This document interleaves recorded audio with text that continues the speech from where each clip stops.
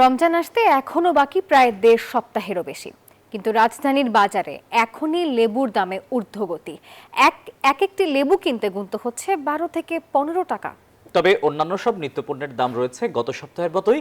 পাইকারি ব্যবসায়ীরা বলছেন, সরবরাহ ঠিক থাকলে এবার রোজায় বাজার অস্থির হবার তেমন কোনো শঙ্কা নেই। সাপ্তাহিক ছুটির দিন, তাই রাজধানীর কারওয়ান বাজারে ক্রেতার আনাগোনা খানিকটা বেশি। সবজির বাজারে গিয়ে দেখা গেল গত সপ্তাহের তুলনায় দরদামে তেমন ওঠানামা নেই। প্রতি কেজি বেগুনের দাম ৪০ থেকে ৬০ টাকা। সব মশার বিরুদ্ধে সুরক্ষা দিতে এলো বসুন্ধরা এক্সট্রিম অ্যারোসল, মশার বিরুদ্ধে এক্সট্রিম সুরক্ষা। শসা ৬০ থেকে ৮০ টাকা, ৩০ টাকায় মিলছে মাঝারি মানের ফুলকপি, একটি লাউ ৭০ টাকা। তবে রোজা আসার আগেই অস্থির লেবুর দাম, প্রতি পিস ১৫ থেকে ১৭ টাকা। ১৫ টাকা কিনে বেচা লাগে ১৭ টাকা, ১৩ টাকা কিনে বেচা লাগে ১৪ টাকা। কিভাবে আমরা খাবো? যাদের পাঁচতলা বাড়ি আছে তারাও তো খাইতে ধারে কাছেও আসতে চায় না।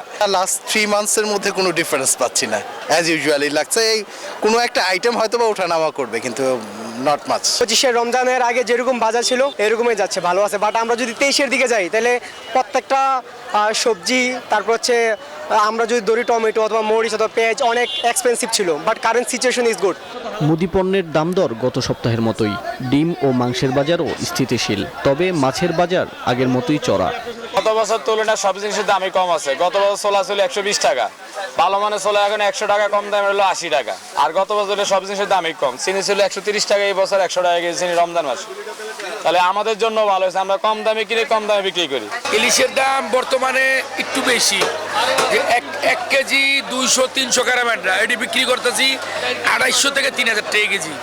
আর ১ কেজির নিচে যেগুলা এগুলা বিক্রি করতেছি আপনার ২২০০ টাকা। পরিস্থিতি আমার কাছে মনে হয়েছে খুব বেশি অস্বাভাবিক না। আজ থেকে ৩ মাস আগে যেরকম দাম পেয়েছি, বাজারে এসে আমার কাছে ওরকমই দাম মনে হয়েছে।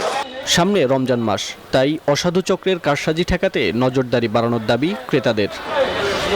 মাহমুদুল হাসান ইমন, নিউজ 24, ঢাকা।